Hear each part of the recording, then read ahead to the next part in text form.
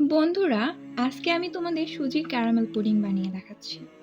এই পুডিং বানাতে ডিম, এগার এগার পাউডার, জেলাটিন কিছুই ব্যবহার করতে হবে না।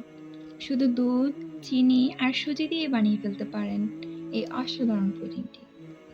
গরমের দিনে প্রাণ জুড়ানো এই পুডিং একবার খেলে অনেক দিন পর্যন্ত এর স্বাদ মুখে লেগে থাকবে। একবার মুখে দেয়া মাত্রই গলে যাবে। প্রথমবার এই পারফেক্ট পুডিং আপনারাও বানিয়ে ফেলতে পারেন ঝটপটে।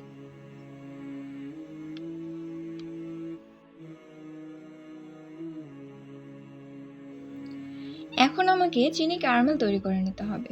চুলায় একটি সিলভারের পাত্র বসিয়ে নিয়েছি, কারণ আমি এই সিলভার পাত্রটিতেই পুরো পুডিংটা সেট করে নেব। 3 চা চামচ চিনি নিয়ে নিলাম।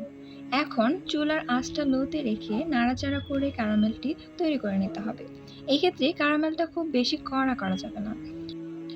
যখন চিনির দানাগুলো গলে যাবে তখন হালকা লাল রং চলে আসবে, তাহলেই হয়ে যাবে। দেখুন, সম্পূর্ণরূপে চিনির দানাগুলো কিন্তু গলে গিয়েছে। এবার ক্যারামেলটা নামিয়ে নিয়ে ঠান্ডা করে নিতে হবে।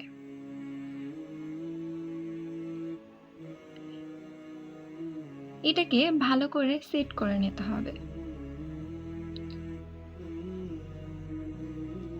এই ক্যারামেল পুডিংটার জন্য আমাকে প্রধান উপকরণ হিসেবে নিয়ে নিতে হবে কাস্টার্ড পাউডার। পাত্রের মধ্যে 4 চা চামচ কাস্টার্ড পাউডার নিয়ে নিয়েছি। পরিমাণ মতো দুধ নিয়ে নিচ্ছি, এটাকে ভালো করে মেশানোর জন্য। দুধটা একদম নর্মাল টেম্পারেচারে নিয়েছি, কোনো ঠান্ডা বা গরম করার প্রয়োজন নেই। চাইলে দুধের পরিবর্তে পানি দিয়েও মেশানো যাবে।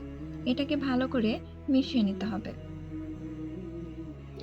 এই সময় অবশ্যই লক্ষ্য রাখতে হবে যেন কাস্টার্ড পাউডারের দানাদার ভাব থেকে না যায়।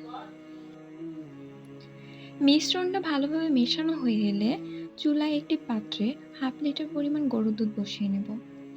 দুধটা হালকা গরম হয়ে এলে এতে দিয়ে দিতে হবে পরিমাণ মতো চিনি।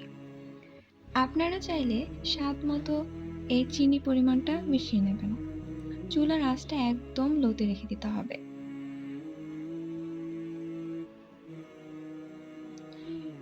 এটাকে নেড়ে ভালোভাবে মিশিয়ে নিতে হবে। এখন এখানে আমি 1 কাপ পরিমাণ সুজি নিয়ে নেব। এই কাজটা করার সময় আমাকে সারাক্ষণ নাড়াচাড়া করতে হবে, নইলে সুজির মিশ্রণটা দলা পাকিয়ে যাবে। এটি নাড়তে নাড়তে ঘন হয়ে আসবে এবং সুজির দানাগুলো সিদ্ধ হয়ে আসবে।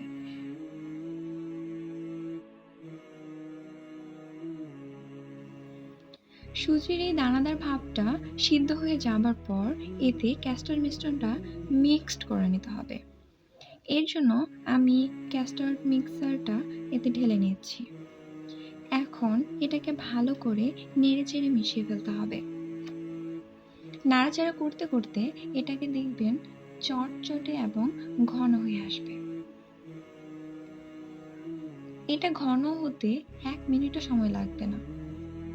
এখন এটাকে তাড়াতাড়ি নামিয়ে নিয়ে ক্যারামেলের পাত্রে নামিয়ে ফেলতে হবে, না হলে কিন্তু এই পাত্রের মধ্যেই মিশ্রণটা জমাট বাঁধা শুরু করে দেবে। এবারে আমি চুলায় একটি প্রেসার কুকার বসিয়ে দেব। এর মধ্যে পুডিং এর পাত্রটাও বসিয়ে দেব, একদম লো ফ্লেমে রেখে।